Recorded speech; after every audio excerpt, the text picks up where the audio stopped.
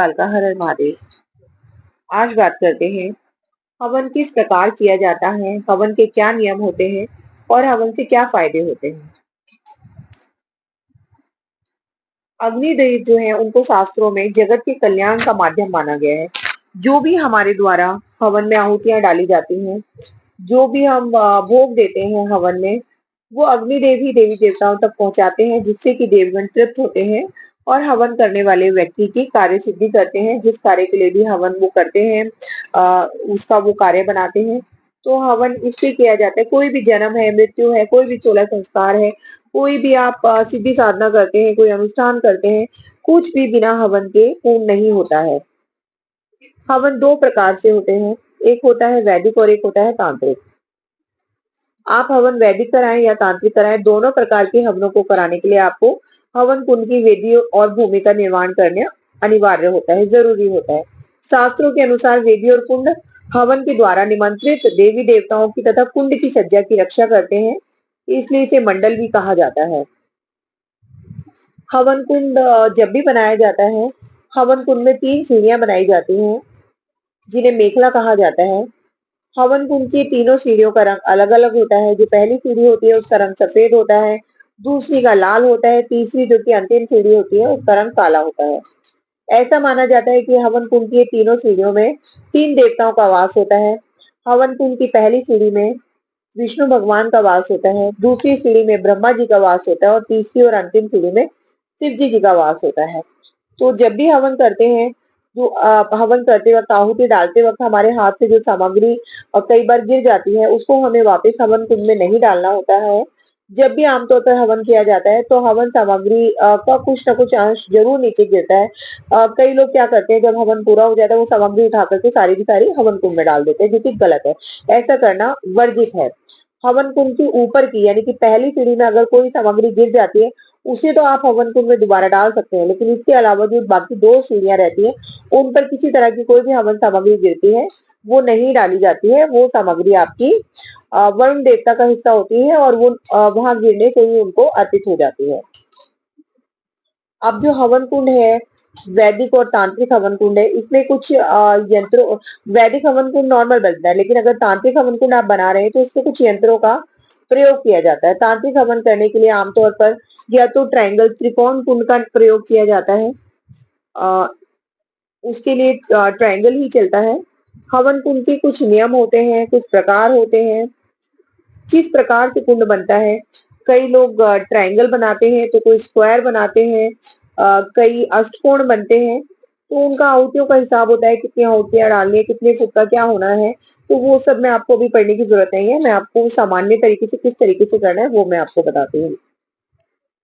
हवन कुंड में जब भी आपको कभी भी कोई आहुति डालनी है तो इसके लिए आपको मृगी मुद्रा का इस्तेमाल करना चाहिए। मृगी मुद्रा से ही आपको हवन करना चाहिए। हवन कुंड में जो भी आपको सामग्री डालनी है, वो शास्त्रों के अनुसार, गुरु की आज्ञा, आचार्यों की आज्ञा, उसी के अनुसार करनी चाहिए। जब भी आप हवन करते हैं, तो आपको हवन करने समय आपके मन में विश्वास होना चाहिए कि आप जो भी कर रहे हैं, जैसा भी करेंगे आपको गुरु द्वारा प्राप्त हुआ है, आप कुछ नहीं करेंगे, उसमें जो करेंगे वो आपके गुरु करेंगे। क्योंकि विधि गुरु की बताई हुई है, समझाया हुआ जो भी आपको आगे का जो भी उन्होंने दिया हुआ है विधि-विधान, वो आपके गुरु ने दिया है। तो आप बिल्कुल गुरु के अपने हिसाब से आपको करनी है चीज़ें, अपने मन से कभी भी कुछ ज़्यादा नहीं, कम ज़्यादा नहीं करना है। या हवन कई बार लोग करते हैं, जी मेरा हवन कुंड बहुत सुंदर दिखे, लोग उसे देख के अट्रैक्ट हों, तो क्या करते हैं वो अपनी मर्ज़ी से ही हवन कुंड को शेप देना शुरू कर देते हैं, जो कि गलत है। शास्त्रों के अनुसार ही आपको हवन कुंड बनाना है, उसी तरीके से आपको करना है, अपने आप नहीं करना है। हवन करने के फायदे क्या होते हैं? हवन करने से शरीर में किसी भी प्रकार का रोग होता है, किसी भी प्रकार की कोई बीमारी होती है वो नष्ट होती है, आसपास का वातावरण शुद्ध होता है। हवन जो है तापनाशक भी होता है। हवन करने से आपके आसपास के वातावरण में ऑक्सीजन की मात्रा बढ़ जाती है, नेगेटिविटी हटती है। अब हवन से संबंधित एक बहुत ज़रूरी बात होती है, वो होती है अग्निवास, अग्निवास का विचार। तिथिवार के अनुसार अग्निवास का पृथ्वी, आकाश या पाताल लोक में वास होता है। तो अगर आप कोई नित्य हवन कर रहे हैं, तो कोई बात नहीं, लेकिन आप कोई संस्कार अनुष्ठान कर रहे हैं, तो कोई बात नहीं। लेकिन अगर आप कोई बड़ा कार्य कर रहे हैं, तो उसके लिए आपको अग्निवास को किसी विशेष कार्य की सिद्धि के लिए अगर आप हवन कर रहे हैं, कोई विशेष कार्य को संपूर्ण कराने के लिए कर रहे हैं, तो उसमें आपको अग्निवास का आपको विचार करना होगा। तो आपको अग्निवास ध्यान में रख कर के ही आपको उस टाइम पर करना चाहिए। बिना अग्निवास का विचार करें ना करें, क्योंकि अगर पृथ्वी का अग्नि में वास है, तो वो आपको अगर उस टाइम पर आपने हवन किया है जब अग्नि का वास पृथ्वी में है, तो आपको वो हवन समस्त सुख प्रदान करेगा, हर कार्य की सिद्धि देगा, आपके सारे कार्य बनेंगे। लेकिन अगर आकाश में अग्निवास है, तो वो शारीरिक कष्ट देगा, रोग बीमारी बढ़ेगी। और अगर पाताल में अग्निवास है, तो वो आपकी धन हानि कराता है। इसलिए नित्य हवन संस्कार व अनुष्ठान को छोड़कर कोई भी अन्य बड़ा पूजन कार्य करने के लिए आपको हवन का अग्निवास जरूर देखना है। अब हवन करने में आपको क्या सावधानियां बरतनी है? कभी भी मुंह से फूंक मार करके अग्नि नहीं प्रज्वलित करनी है, या किसी कोई गत्ता वगैरह ले लेते हैं लोग, किसी तरह से प्लेट वगैरह लेकर के प्रज्वलित करते हैं, इस तरीके से आपको नहीं करना है। कभी भी जब अग्नि जल रही है तो उसको आपको हिला डुला के छेड़ना नहीं है। और जब भी हवन कुंड में आपको आहुति डालनी है, तो जो हवन कुंड में प्रज्वलित अग्नि हो रही होती है, ऊपर की तरफ जो अग्नि बढ़ रही होती है, वो अग्निशिखा होती है, उस भाग को ही अग्निदेव का मुख कहा जाता है। इस भाग पर अगर आप आहुति डालते हैं तो आपके सारे कार्य सिद्ध होते हैं। तो 2-3 चीजें हैं इसमें भी, अगर आप कम जलने वाले भाग पर अगर आप आहुति डालते हैं, वो अग्निदेव का नेत्र कहा जाता है। यहाँ आहुति डालने से आपको अंधापन हो सकता है, या आपको कोई आँखों की कोई बीमारी हो सकती है।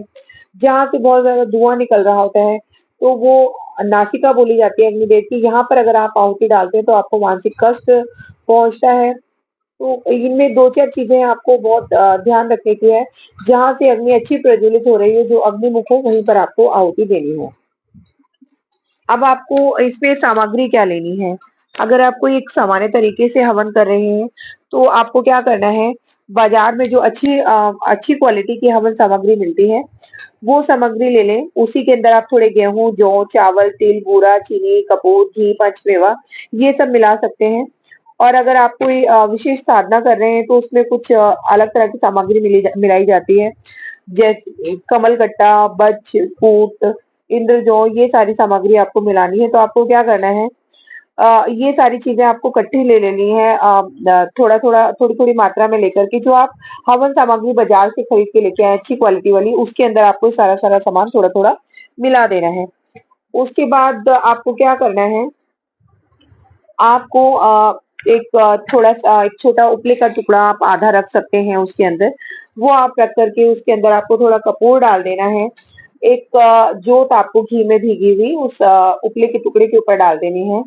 उससे पहले आपको क्या करना है, जो आपके हवन कुंड जहाँ आप हैं, जहाँ बैठ रहे हैं, हवन कुंड में जो आपके आग्नेय कोण है, वहाँ पर आपको एक घी का दीपक जला लेना है। अब आपको क्या करना है, एक लकड़ी लेनी है, उस लकड़ी पर आपको थोड़ा कपूर रखना है, और आपको उस कपूर को, जो आपने दीपक जलाया होता है, उससे आपको प्रज्वलित कर लेना है, और 3 बार आपको हवन कुंड के ऊपर घुमा करके, जहाँ आपने कपूर रखा है उपले के ऊपर और जोत रखी होती है घी में डुबा के, उसके ऊपर आपको बोल करके अग्निदेव का आह्वान करना है, वहां पर आपको दे देना है, ठीक है। अब वहां पर आपको अग्नि प्रज्वलित इस तरीके से करनी है, ऐसे नहीं करनी है कि सीधा लिया और माचिस कर लिया। बाकी कर सकते हैं लोग जैसा करना चाहे, कुछ भी कर सकते हैं, कितना समझाएंगे लोगों को, लेकिन बाकी यही तरीका है। तो आपको इस तरीके से करना है, और बनावट मैंने आपको हवन की बता ही दी है, ठीक है? और हवन कुंड के नियम भी मैंने आपको बता ही दिए हैं, हवन के फायदे आपको मैंने बता दिए हैं। तो आपको मैंने सामग्री भी मैंने आपको बता दी है। अ, पर जब भी आपको हवन करना है, आपको अग्नि प्रज्वलित करनी है, तो आपको अग्निदेव का आवाहन ज़रूर करना है, थोड़े से चावल हाथ में लेकर के, और आपको उसको हवन कुंड में डाल देना है, ठीक है?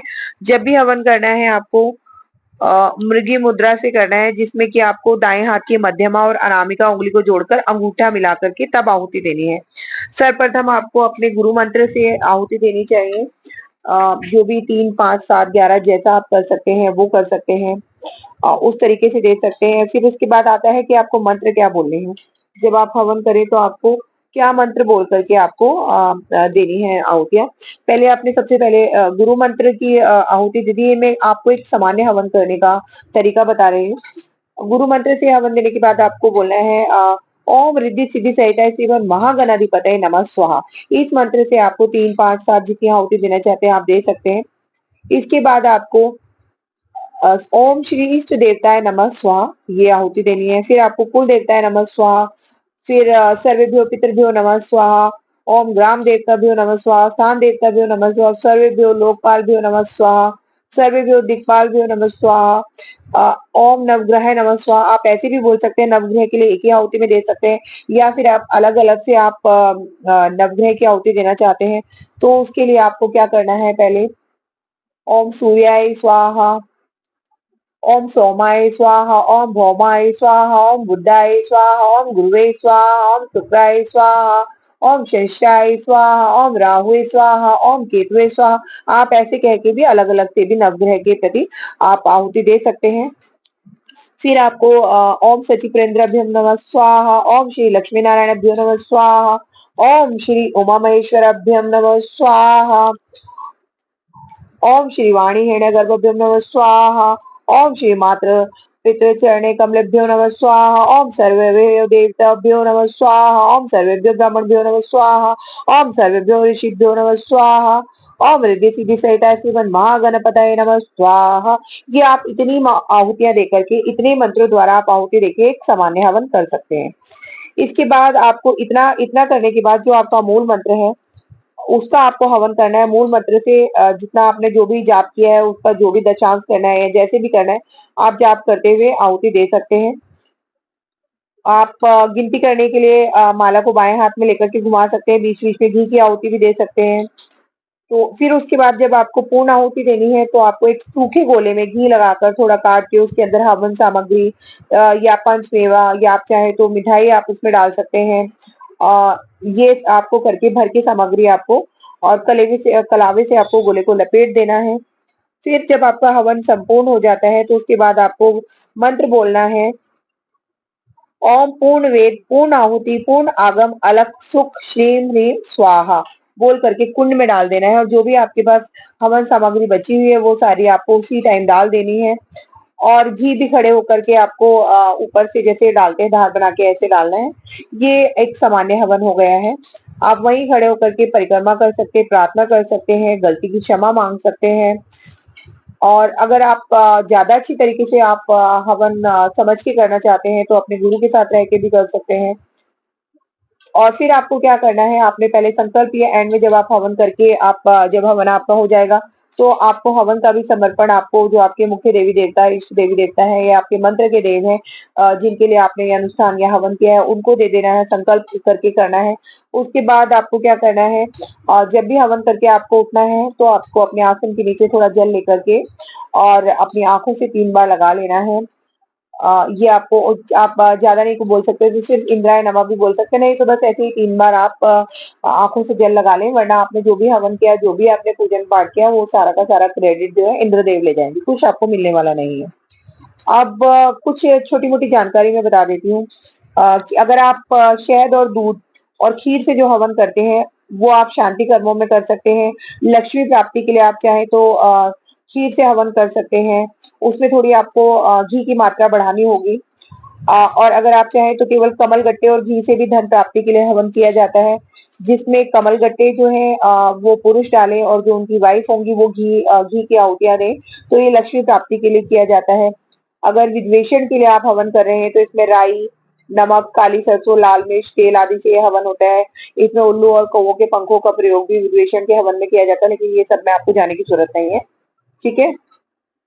और बाकी सीधा अपने मूल मंत्र से भी आप हवन कर सकते हैं अगर आप ज्यादा नहीं कुछ करना चाहते हैं तो ये सारी प्राथमिक आहुतियां दें तो बहुत बढ़िया, और नहीं करना चाहते तो गुरु मंत्र से आहुति देने के बाद मूल मंत्र से भी कर सकते हैं। तो जो भी हवन, एक सामान्य हवन किस प्रकार किया जाता है, कैसे कर सकते हैं, तो मेरे हिसाब से मैंने छोटी से छोटी चीज की जानकारी आपको दे दी है।